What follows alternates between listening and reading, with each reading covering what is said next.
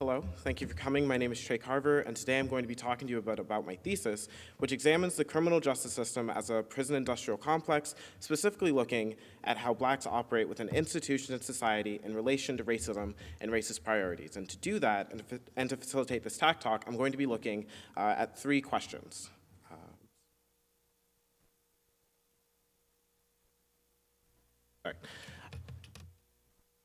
Three questions. Why are there more blacks incarcerated? How does high incarceration affect black youth? And what purpose does incarcerating blacks serve? So in looking at the first question, the first thing that we need to consider is disproportionate sentencing. Now this is information from the Bureau of Justice, which very succinctly outlines that whether you are male or female, if you are black and operating within the criminal justice system, there's a chance that you have been disproportionately sentenced as opposed to your white counterparts. And this is very problematic and is one of the largest leading causes of mass incarceration in the United States. The next thing that I'd very quickly like to look at are a few policing strategies. There's a policing strategy called the broken windows theory, which suggests that police go into low-income and run-down neighborhoods, and these are neighborhoods specifically populated with African Americans, and they patrol them. And what this does is it puts African Americans under a microscope and then heavily criminalizes them for any offenses that they do. The next theory is stop and frisk, also known as Terry stops. Now, this became an issue in 2008 in the court case Floyd v. City of New York. In this case, it was determined that 4.4 million people were stopped and frisked, and of those 4.4 million people, 88% of them were let go because they had done nothing wrong. The interesting thing to note here is that of that 4.4 million people, 83% of them were minorities, and this is indicative of racial bias. The last theory that I'd like to look at is the blue veiling of policing, also known as the wall of silence. And what this is this is sort of an unspoken code amongst police that suggests that if you see your fellow officer doing something wrong, you say nothing. And this is very problematic, especially when we consider police brutality.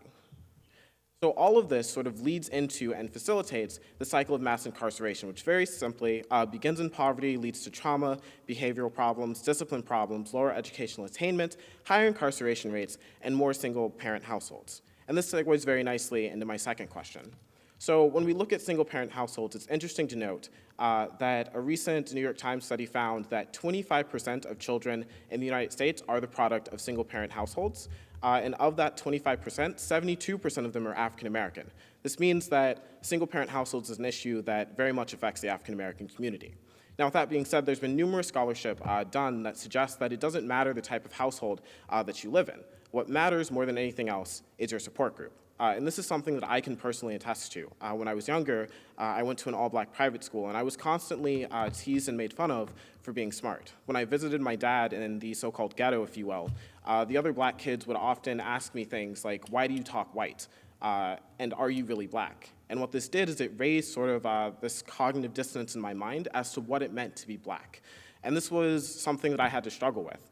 And to be honest with you, if it wasn't for the support group that I had, namely my mom and my grandparents, there's a good chance that I wouldn't be here giving you this presentation today.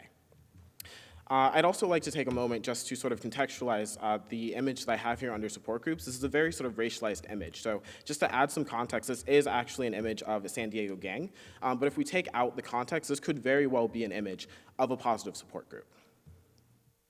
So with that being said, I'd like to move on to my third question and look at some of the purposes for incarcerating African Americans. One purpose is political. A former Nixon aide was quoted saying, "We knew we couldn't make it illegal to be either against the war or black, but by getting the public to associate the hippies with marijuana and blacks with heroin and then criminalizing them both heavily, we could disrupt those communities, we could arrest their leaders, raid their homes, break up their meetings, and vilify them night after night on the evening news. Did we know we were lying about the drugs? Of course we did." Now this is a very sort of damning piece of evidence, and honestly I think it speaks for itself. So I'm going to focus more on the second reason.